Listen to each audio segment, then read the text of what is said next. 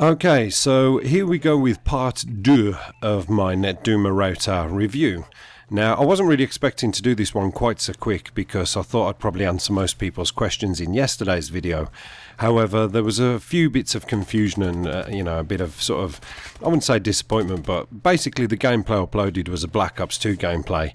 And, sorry, my cat just sneezed in the background. I don't know if the microphone picked that up. Shut up! Sneezy boy.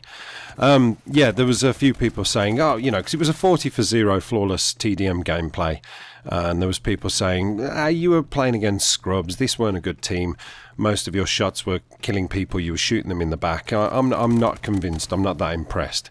So, fair enough, and a lot of people were sort of asking various questions about Advanced Warfare, and there was people saying, what's it like with Advanced Warfare? Does it help? Does it help to improve the connection? Is skill-based matchmaking an issue? Does it take skill-based matchmaking away? And various questions like that.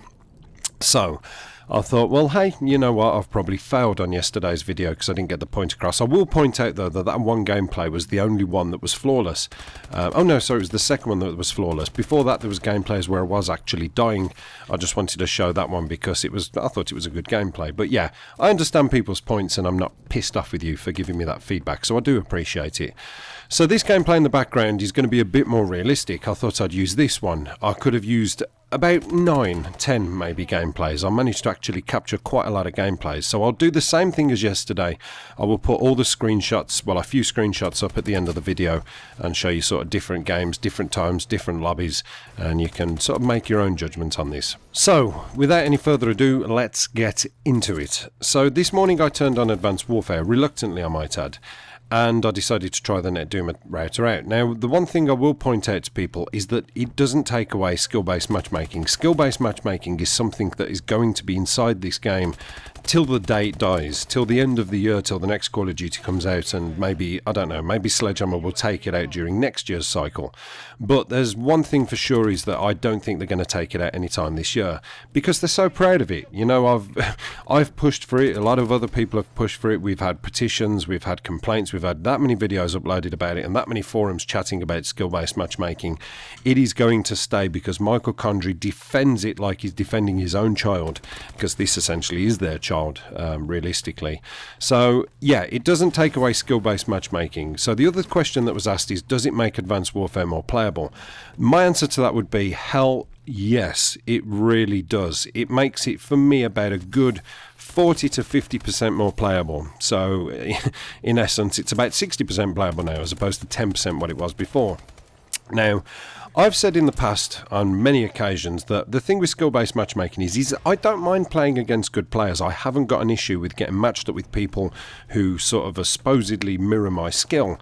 The issue with skill-based matchmaking for me is that it puts me with people all over the globe and it's like, it can't be handled. I've got a 1 millisecond ping and I'm playing against some guy in Kathmandu with a 500 millisecond ping. 500 milliseconds is a lot, and it goes up. I know people who've got 2000 millisecond pings. The way it works is that you essentially come out worse than those guys. I don't know why, I don't know how it works like that, but that's just how it is. I'm sure somebody's got the answer to that and probably will post a comment in the comment section.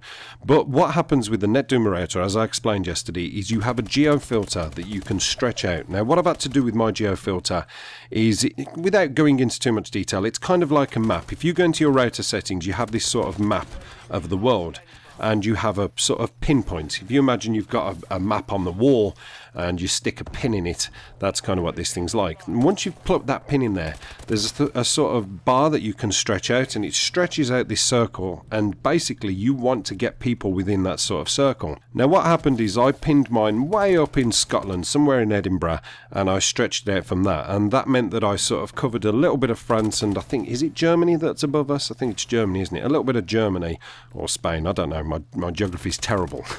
But yeah, I sort of covered those areas. So what happens is when I'm trying to find a game, it will find people and it will put me with those people in that specific area. Now, I would rather not play against the French, I would rather not play against the Germans, but skill-based matchmaking means that that is what's going to happen regardless. So if you're going to play against the French and Germans, you may as well play against the ones that are closest to you, therefore have the less millisecond pings. And you set it at that, and then away you go. Now what I did was because while I was playing, I kept it on my screen. I kept the map and the geofilter on my screen. And as you're playing away, you can see the people. If you look on your computer screen, you can see the people who've joined. You can see where about their base because they show up as little green sort of circles. So you can say, oh, there's a bunch of guys I'm playing from the United Kingdom. There's probably one in France over there, and there's a couple over in Germany.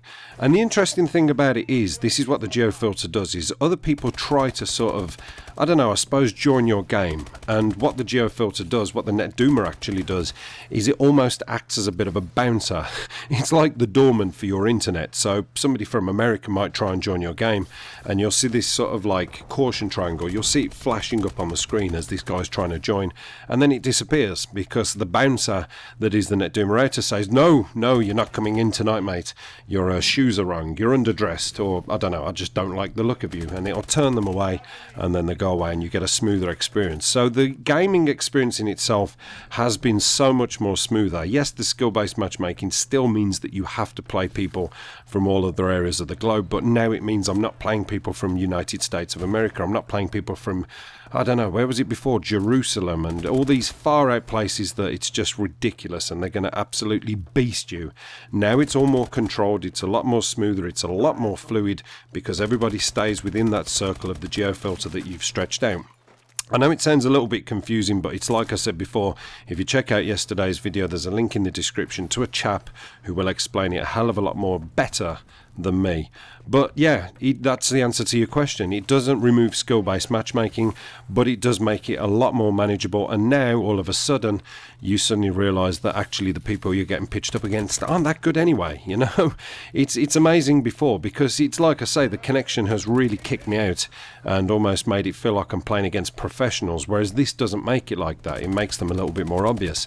The only sort of thing I really noticed, the only sort of gunfights I was kind of losing, was the ones where I was way off the mark.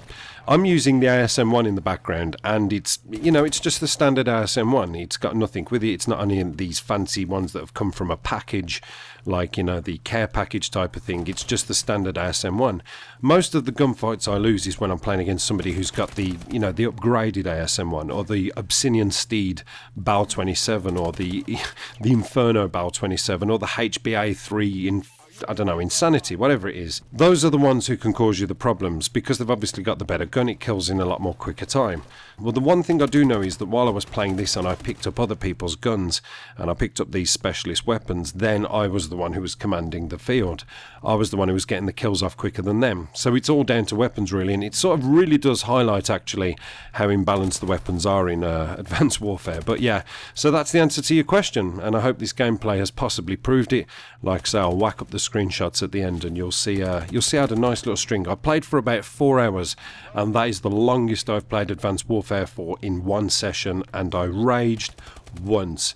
And the time I raged, I was playing against a full party of a clan, and it was like playing against Springboard City. These guys, but they all had BAL 27 Obsidian Steeds, and they were all just jumping and jumping and jumping, and I had Noob City on my team. I had the randoms of randomness, and yeah, we unfortunately couldn't keep up with them, but I still came away good. You know, I still came away about 9 for 19, I think, whereas the guy below me, I think, had 1 for 26, so it wasn't very good in that respect. But you know, that was the only time I raged. As far as the connection goes, and as far as the shoot first, die first, like I said yesterday, it certainly improves it, and it makes it a lot smoother. And no, it doesn't make you like God, and no, it doesn't give you any kind of Modern Warfare 3 host advantage. It just means your ping and jitter doesn't bounce all over the place like a stripper's tits.